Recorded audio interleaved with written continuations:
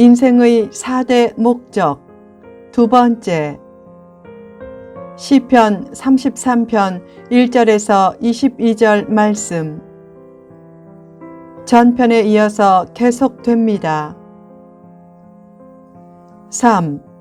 하나님을 경외하는 것. 하나님은 말씀으로 하늘과 삼라만상을 창조하셨다. 또한 바닷물을 모아 무더기처럼 쌓았고 깊은 물을 곳간에 두셨다. 고대 사람들에게 바다는 무한한 신비의 대상이었다. 그런 신비한 바다까지 관리하시는 하나님에 대해 경외하는 마음을 가지라고 했다. 천지 만물을 주관하시고 나라의 흥망성쇠와 인생의 생사고락을 주관하시는 하나님을 두려워하고 경외하면 그때부터 세상이 두렵지 않게 된다. 하나님을 경외하는 마음은 자기를 힘써 낮추고 하나님을 힘써 높이는 마음이다. 그런 마음을 가진 사람을 하나님께서도 힘써 높여주신다. 결국 축복을 위해 가장 필요한 마음 중의 하나가 하나님을 경외하는 마음이다. 하나님을 경외하는 마음을 가지면 그것이 체질화되어 윗사람을 높이는 예의 바른 행동도 저절로 나온다. 윗사람은 어떤 사람을 1순위로 끌어주는가? 주를 경외하듯이 자신을 높여주는 예의 바른 사람을 1순위로 끌어준다. 교만은 패망의 선봉이다. 어린이들의 교만은 버릇이 없는 태도로 나타나고 청소년들의 교만은 예의가 없는 태도로 나타난다. 결국 버릇이 없는 태도와 예의가 없는 태도는 인생을 실패하게 만드는 제일 요소다. 예의 바른 청년은 성공이 예약된 청년이다. 자녀를 예의 바르게 키우라. 그런 자녀가 하나님을 경외하는 자녀가 되고 결국 인물이 된다. 예의 바르지 않은 사람이 예의를 차리는 것은 비굴하게 작전상 머리를 숙이는 것이다. 비굴한 예의가 아닌 진짜 예의 바른 태도를 힘써 갖추라. 윗사람이 잘못했어도 힘써 예의를 지키라. 예의 없는 태도는 하나님을 경외하는 태도까지 잃게 만들 수 있기 때문이다. 고난과 상처와 문제가 심해도 하나님을 경외하는 삶만 잃지 않는다면 결국 정의가 승리하고 심은 대로 거두는 역사를 반드시 체험하게 된다. 4. 하나님을 바라보는 것. 시편 기자는 하나님을 자기 하나님으로 삼은 나라, 곧 하나님의 기업으로 선택된 백성은 복이 있다고 노래했다.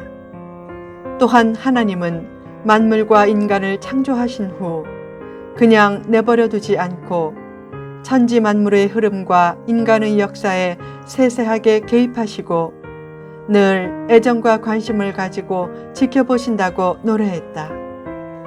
그처럼 하늘에서 애정과 관심을 가지고 내려다보시는 하나님을 눈을 들어 바라보라. 자기 현실을 바라보면 가끔 다음과 같은 탄식이 나온다.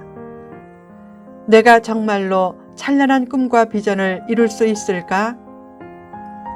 그러나 중요한 것은 지금도 자신을 향한 하나님의 찬란한 계획이 여전히 진행되고 있다는 것이다. 자기를 바라보면 시야가 좁아지면서 인생의 목적을 잃지만 하나님을 바라보면 시야가 넓어지면서 인생의 목적이 뚜렷해진다. 살면서 늘 하나님만 바라보고 하나님의 선하신 뜻과 섭리에 집중하라.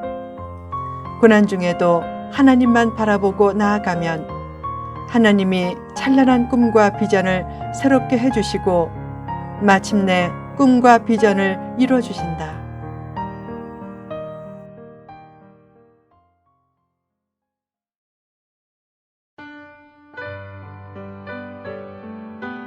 천년 영향력의 비전을 가지라. 오래전 필자가 미국에서 얼라이언스 신학대학원을 다닐 때 가까운 친구와 대화 중에 100만 명 목회에 관한 꿈을 피력했다. 그 후 목회를 준비한다고 엄청나게 책을 읽고 신대원의 기도탑에서 매일 눈물로 기도하면서 꿈을 키웠다. 그러나 스스로 생각해도 100만 명 목회를 할 제목이 전혀 아니었다. 눈치가 없고 현실을 파악하는 안목이 부족한 것도 문제였고 대중의 마음을 사로잡는 능력과 성격과 수단도 없었다. 게다가 남을 배려하고 나눈다면서 자기 것조차 잘 챙기지 못해서 손해보는 길로 갈 때가 많은데 어떻게 외형적인 성장을 잘 이루겠는가. 1992년 인천에서 교회를 개척하고 곧 현실에 눈뜨면서 100만 명 목회의 비전에서 만자가 빠지고 100명 목회라도 했으면 좋겠다고 생각했다. 당시에는 교회에서 사례비를 거의 못 받았다. 그래서 목회하면서 글도 쓰고 신학교 강의도 하고 책도 번역하면서 생활했다. 점차 꿈이 현실적으로 변해서 이렇게 기도하게 되었다. 하나님, 40세부터는 한국 교회를 위해 공헌하게 하시고 50세부터는 세계 교회를 위해 공헌하게 하소서. 그 후 40세가 되어도 한국 교회를 위해 공헌할 기미가 별로 안 보였다. 그러다가 40대 중반쯤부터 온라인 말씀 사역으로 한국 교회에 알려지면서 꽤 많은 한국 목회자들의 목회를 간접적으로 돕게 되었다. 그 후 50세가 되었지만 세계 교회를 위해 공헌할 기미도 별로 안 보였다. 그러나 요새 월간 새벽기도 영문판 발행의 비전을 가지면서 50세에는 못했지만 50대에는 세계 교회를 위한 공헌이 가능할 수도 있겠다는 믿음이 커지고 있다. 언젠가 월세기 영어판과 월세기 중국어판까지 발행되면 매달 100만 권의 월세기 발행도 불가능은 아닐 것이다. 그래서 요즘 가끔 이런 생각을 한다.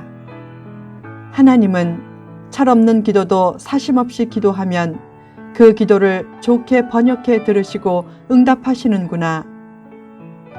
하나님은 필자가 40세에 한국 교회를 위해 공헌하게 해달라는 기도를 40대에 라고 듣고 응답해 주셨고 50세에 세계 교회를 위해 공헌하게 해달라는 기도를 50대에 라고 듣고 응답해 주실 것 같고 100만 명 목회를 100만 권 목회로 듣고 응답해 주실 것 같은 예감이 든다.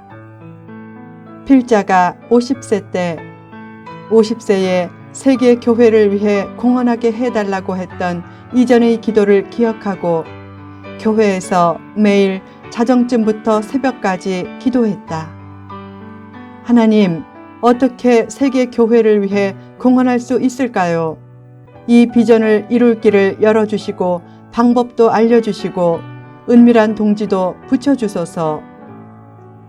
그렇게 몇 달간 간절히 기도할 때는 길이 안 열렸는데 그로부터 4년쯤 지나 50세에 이룰 비전에 대한 꿈이 희미해질 무렵에 하나님이 신기하게 월세기 사역을 열어주셔서 세계 교회를 위해 공헌하겠다는 50대의 비전을 다시 구체화시켜 주셨다.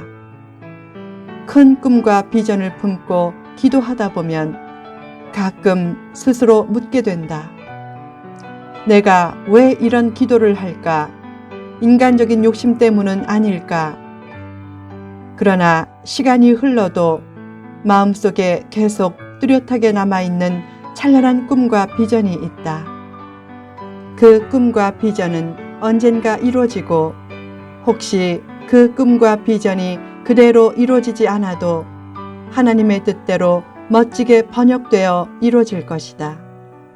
그러므로 어떤 어려움과 장애가 있어도 하나님이 주신 찬란한 꿈과 비전을 포기하지 말라. 필자도 찬란한 꿈과 비전을 가지고 열심히 살고 있다.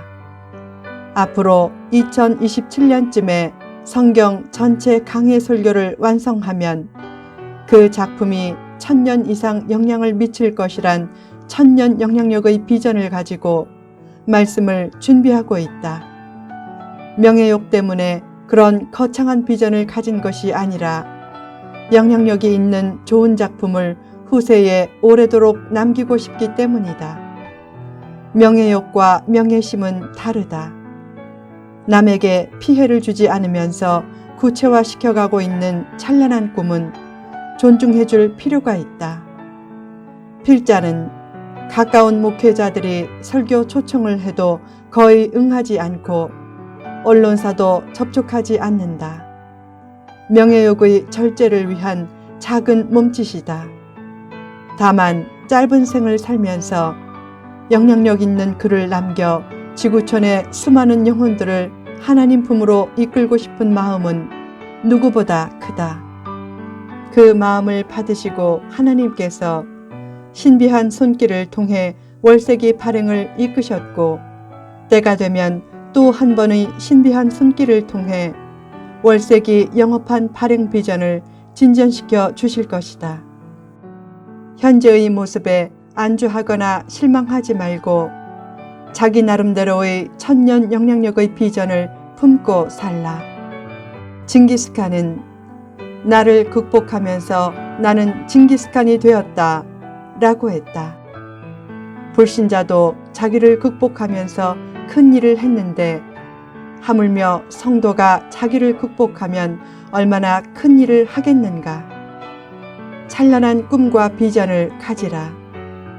내가 꿈을 이루지 못하면 남이 꿈을 이룰 수 있도록 길을 열어주고 당대의 꿈을 이루지 못하면 후대를 위해 길이라도 열어주겠다는 마음으로 살라.